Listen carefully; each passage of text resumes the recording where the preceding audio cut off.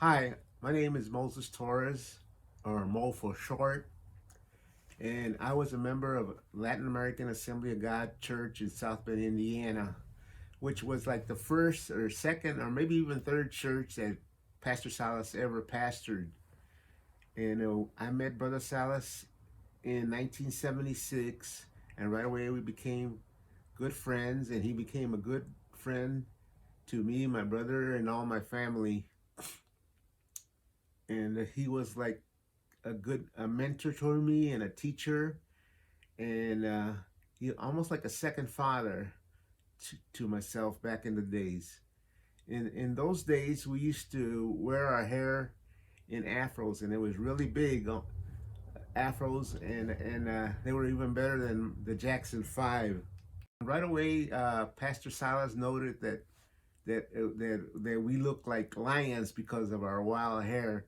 And later on, when he met my dad, he said to him, usted es el papá de los leones, which means, so you're the lion's dad.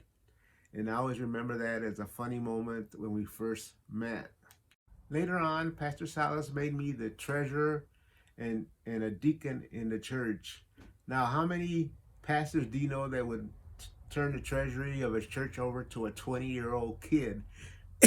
But Pastor Salas did that, and he not only gave me the job, but he showed me how to do it, and he taught me how to be a church leader.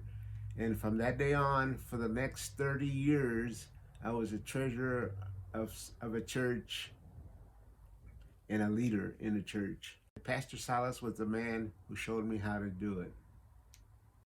One thing I really admire about Pastor Salas was how much he sacrificed to be our pastor. Now, our church back in the day wasn't very big. We were a poor church, and we couldn't afford to give much of a salary to our pastor. So, Brother Salas worked for little or no salary during those years.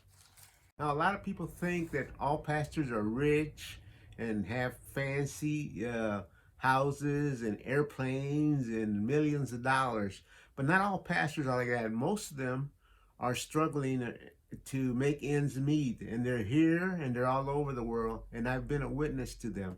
And Pastor Salas was one of them. Pastor Salas and his family sacrificed to be our pastor. Pastor Salas and his family moved into the parsonage of our church, and to tell you the truth, it was kind of like a dump.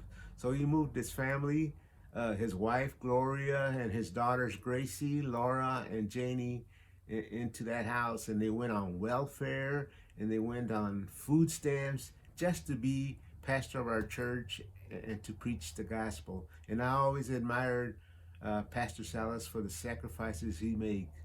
In a lot of churches, the bottom line is dollars, but for a true man of God, the bottom line is souls. And I always admired Pastor Salas because he did that for us. So, Pastor Salas, I thank you for all that you taught me. I thank you for all the sacrifices that you and your family made for our church. And me and my family, my brother and my sister, we always remember you, and we'll always love you and honor you. So, if in the ending, I just want to say on behalf of my brother and my sister, I just want to say that we love you. Thank you, Brother Salas.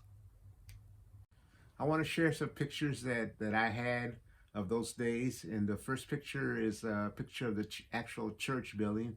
And you can see that the roof is kind of sagging in, and that's not a distortion. That's the way the building was. And behind there, you can see part of the parsonage.